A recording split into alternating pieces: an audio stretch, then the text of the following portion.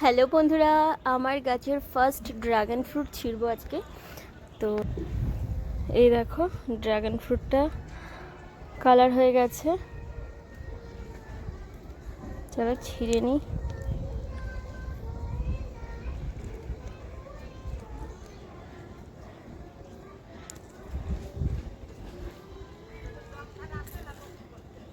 এইভাবে ঘোরালেই তো ছিঁড়ে যাওয়ার কথা, কিন্তু ছিঁড়ছে না। কাঁচি নিয়ে আসি।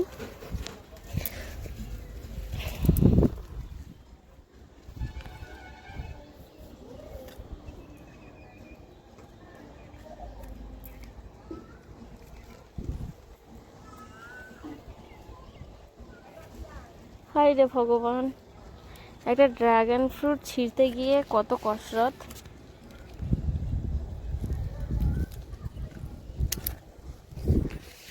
ছিঁড়ে নিয়েছি।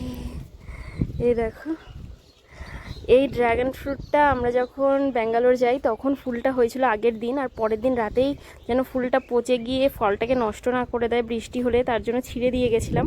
খুব বড় হয়নি সাইজটা। এখানে আর একটা ফুল ফুটেছিল, আর দুটো ফুল এসেছিল, একটা নষ্ট হয়ে গেছে, আর একটা ঝড়ে ডাল ভেঙে পড়ে গিয়ে ফুলটা নষ্ট হয়ে গেছে। দেখো, আরেকটা ফলে পরিণত হবে এখানে।